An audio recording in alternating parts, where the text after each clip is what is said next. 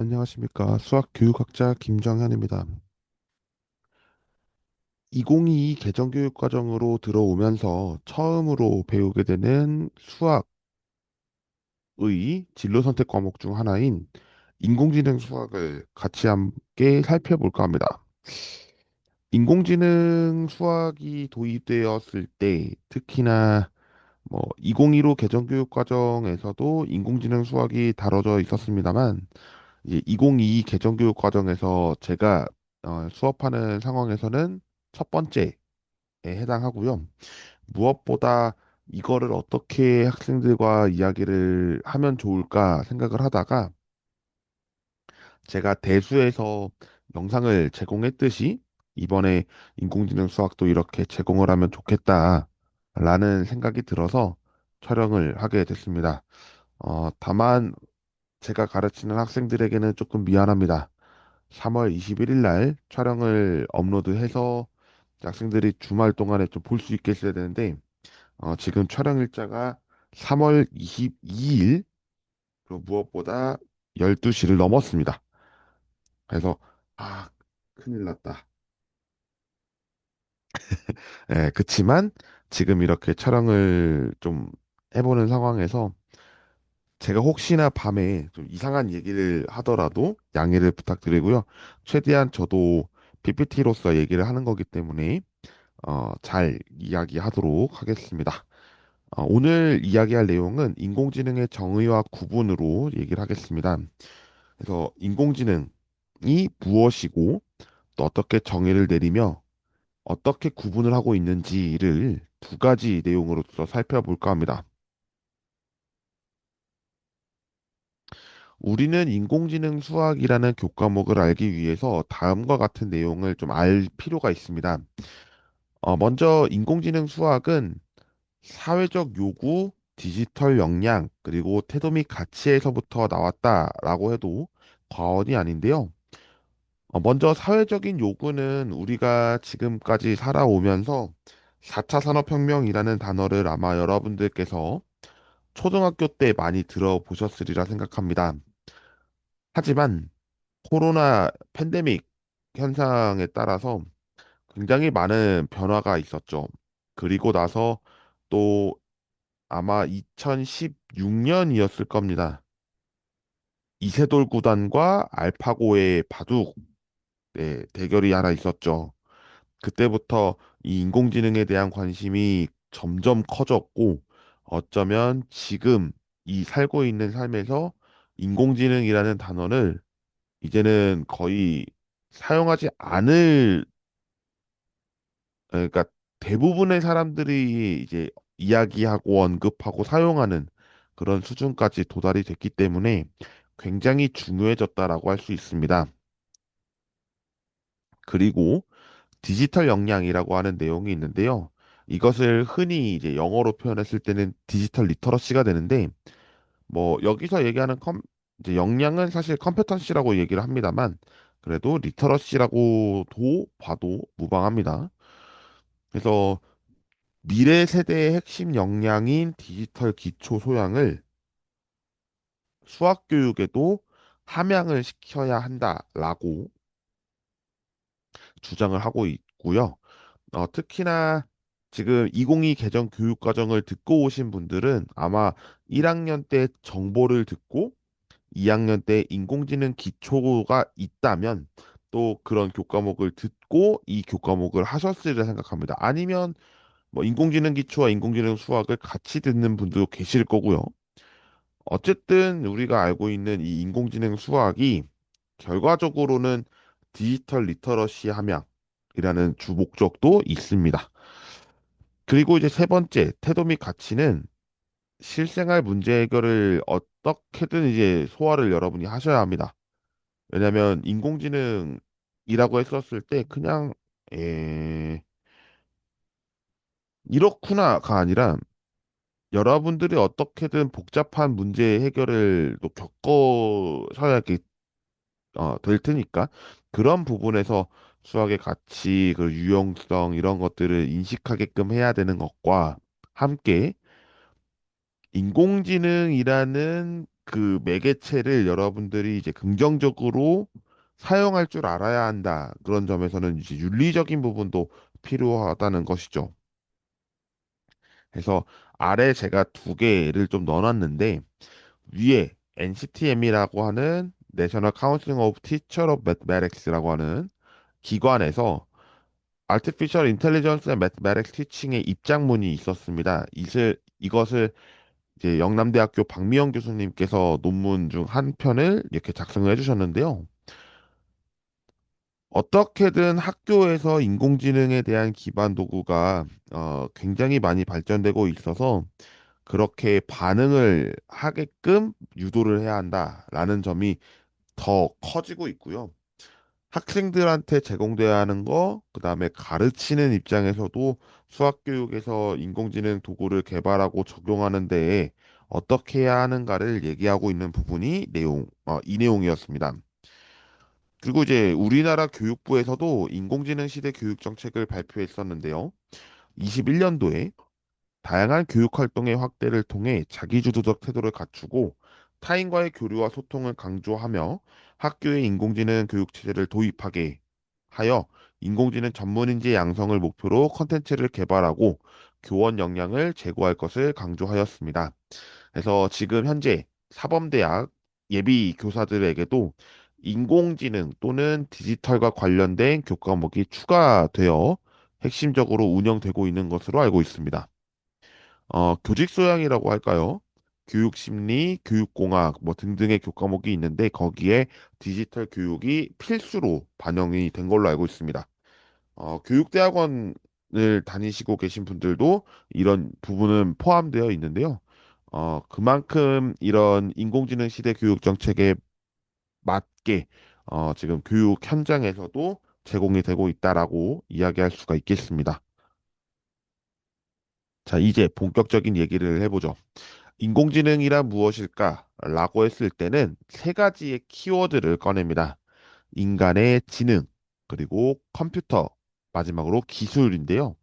이것을 좀 더 이야기를 해보면 수학적 원리를 기반으로 하고 있는 인공지능이기 때문에 이것을 결국에는 수학을 통해서 원리를 파악해야 하는 것이 1번이고요.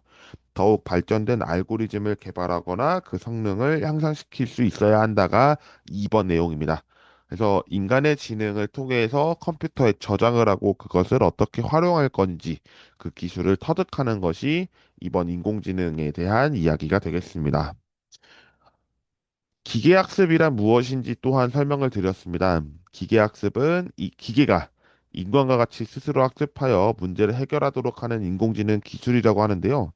이것을 잘 구분할 수 있는 내용이 컴퓨터 프로그래밍입니다.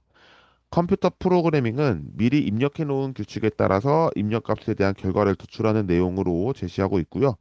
기계학습은 주어진 데이터의 특성으로부터 규칙을 찾아내고 그 규칙에 따라 새로운 입력값에 대한 결과를 도출하는 내용으로 터득할 수 있습니다.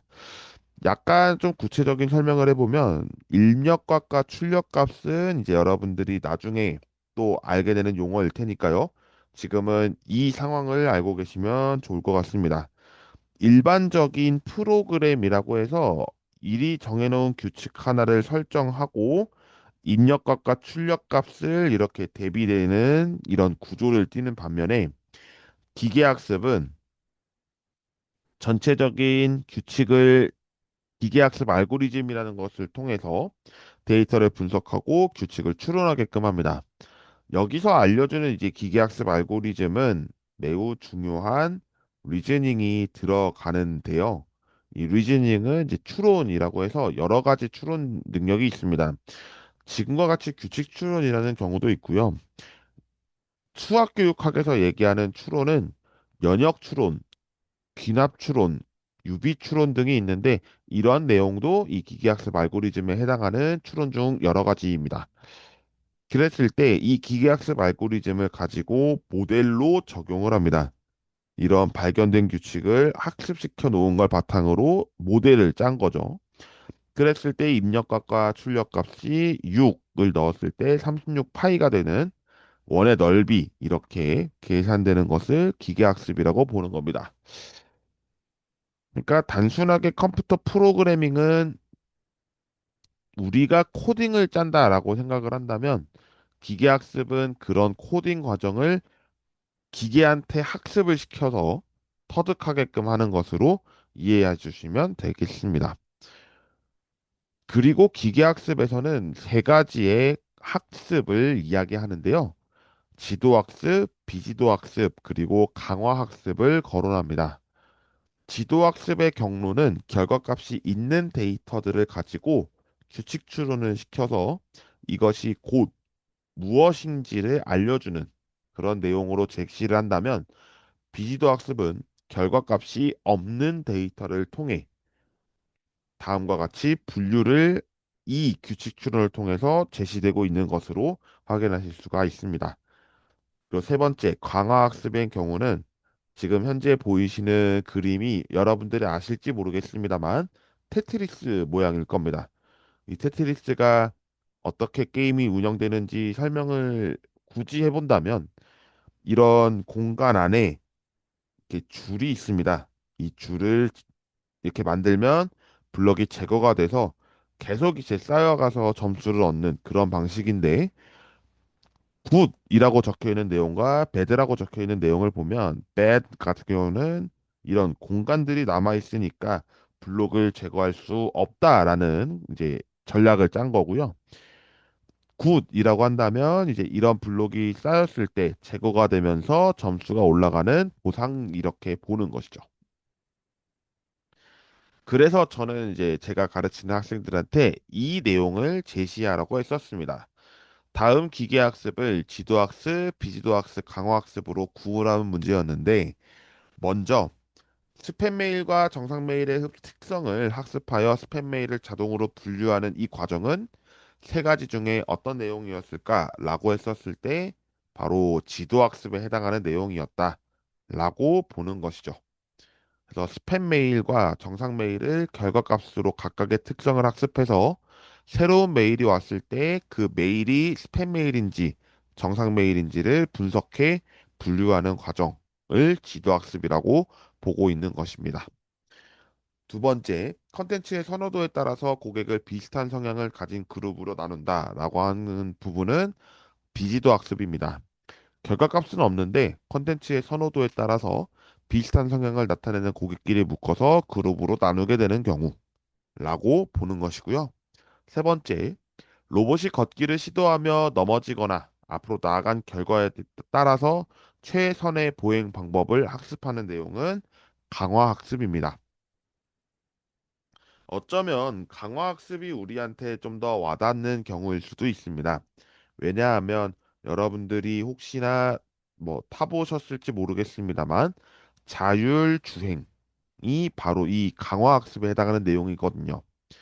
제가 이제 학생들한테 프린트라고 사실 이야기를 해도 될지 모르겠는데 저는 이제 필기하는 내용을 학생들한테 공유를 했었거든요. 거기에 자율주행을 넣어놨었습니다.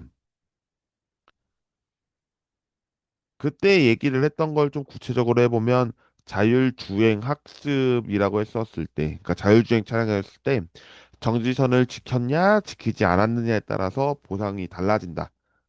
네, 라는 점을 얘기를 했었기 때문에 그런 점으로 얘기를 한번 했었고요. 지금 문제 2번에 보이는 내용은 퍼셉트론에 대한 얘기였는데, 그 내용은 생략하고 하시는 건가요? 설명하면서 해보려고 합니다. 지금 우리가 이 음식맛 청결 친절이라고 하는 이 부분이 있는데요. 음식점의 성공 여부를 예측하는 퍼셉트론이라고 하는 이 내용은 사실 생명과학에서 다뤄지는 뉴런과 비슷한 내용일 겁니다. 그중에 우리가 퍼셉트론을 단일 퍼셉트론, 다층 퍼셉트론 이렇게 구분하는데 다층 퍼셉트론은 나중에 학습하게 되고요.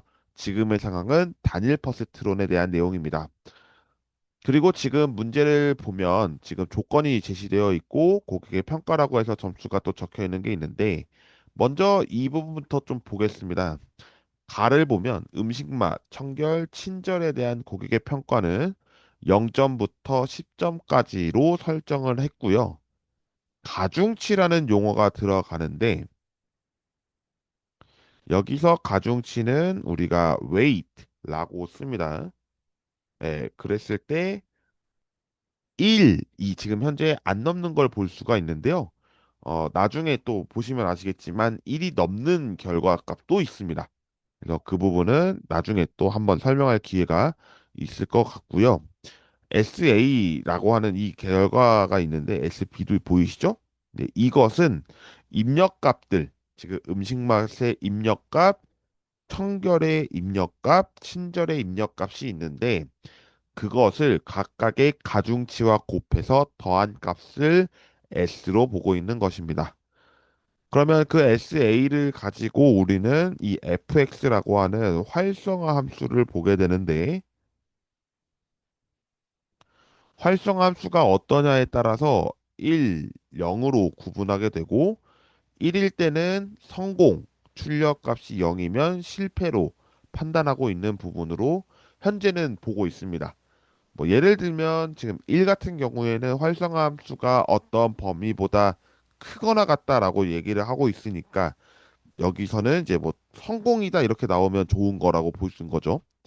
근데 이 네모, 여기서의 네모는 우리가 임계값이라고 부르는 용어가 있습니다. 임계값.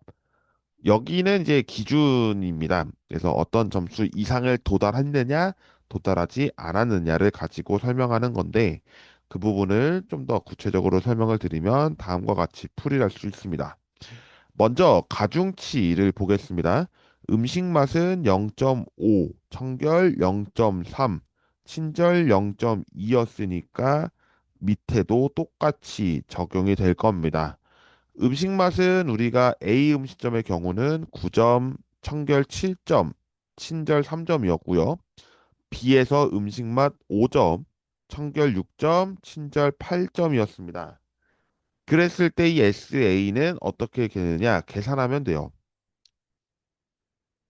4.5, 2.1, 0.6 이거 다 더하시면 되는데요. 더해보면 7.6에 0.6 더하니까 8.2가 되고요. 아래 5에서 0.5 하니까 2.5, 1.8, 1.6. 네, 계산하면 2.5와 뒤에 것부터 계산을 할게요. 3.4가 되고요. 둘이 합하면 5.9가 됩니다. 그런데 우리가 이 활성화 함수에서 정의를 미리 하고 있죠. 네, 바로 인계값 7로 고정하고 있습니다. 그랬을 때 8.2는 7보다 크거나 같기 때문에 1로 출력이 될 거고 B는 0으로 출력될 겁니다. 그러면 말하면 두 음식점 A, B에서 각각의 성공 여부가 나뉘어지는데 A는 성공하고 있는 음식점, B는 실패하고 있는 음식점이라고 볼 수가 있겠습니다. 이렇게 하면 문제 2번이 해결이 될 것 같고요. 딥러닝 설명을 또 안 할 수가 없죠. 딥러닝은 심층 인공신경망을 기반으로 해서 기계학습보다도 더 깊은 그런 학습 방법입니다. 그래서 지금 보시면 고양이가 예시가 되어 있는데 이 고양이를 살펴볼 때 그림을 먼저 봐주세요. 입력층이요. 그러면 고양이의 뭘 봐야 되냐면 귀도 봐야 되고요. 눈도 봐야 되고요. 코, 입, 그리고 몸 상체, 그리고 다리, 꼬리 다 봐야 됩니다. 이거를 종합적으로 이제 여러분들이 은닉층이라고 해서 입력값을 처리해서 특정이나 패턴을 추출하는 이런 복잡한 과정을 거치는데 이 복잡한 과정이 바로 다층 퍼셉트론입니다. 이것을 우리는 심층 인공신경망이라고도 부르는데요. 데이터가 입력되는 층 그리고 결과값이 출력되는 층 사이의 층이 1 이상인 인공신경망을 뜻하는 내용입니다. 그랬을 때 출력층을 봤더니 출력층도 지금 하나로만이 아니라 여러 가지로 도출되고 있죠. 이것을 다시 하나로 모아서 고양이입니다. 라고 얘기하는 것을 딥러닝 과정으로 보고 있는 것이다. 그러면 우리가 이야기를 이렇게 할 수 있는데요. 인공지능, 기계학습, 딥러닝 사이의 관계는 다음의 벤 다이어그램이 그려집니다. 기계학습이 인공지능 기술 중에서 대표적인 학습 기술이라고 할 수 있고, 딥러닝은 심층 인공신경망을 기반으로 한 기계학습이기 때문에 딥러닝을 가장 좁게, 기계학습이 조금 넓게 그것을 다 포괄하고 있는 내용은 인공지능이라고 볼 수가 있겠습니다. 이렇게 해서 인공지능에 대한 정의와 구분을 설명드렸고요. 여러분들께서 학습하시는 데 도움이 되셨으면 좋겠습니다. 제가 앞서 대수에서 촬영을 하고서 곧바로 촬영을 하고 있었어서 지금 목소리가 약간 갈라지는 상황이 저는 느껴지는데, 여러분들께서 혹시나 들으셨다가 목소리에 변화가 좀 생긴 것 같아요, 그러면 어 아마 저랑 똑같이 느껴졌으리라 생각합니다. 목소리가 최적의 상태면 정말 좋겠지만 지금 또 새벽이기도 하고 또 그렇기 때문에 구체적으로 목소리에 좀 좋게 제공이 되면 좋겠지만 좀 불쾌하게 들으셨다면 깊은 양해를 부탁드리려고 합니다. 그러면 오늘 영상을 여기서 마무리하도록 하겠습니다. 시청해 주셔서 감사드리고요. 다음 시간에 인공지능과 순서도에 대한 이야기를 하도록 하겠습니다. 아마 논리적인 부분이 있기 때문에 수학에서 이산수학으로 이야기하는 경우가 있을 수 있는데요. 그 부분도 함께 살펴보는 시간을 갖겠습니다. 그러면 정말 영상을 마무리하겠습니다. 고생하셨습니다. 다음 시간에 뵙겠습니다.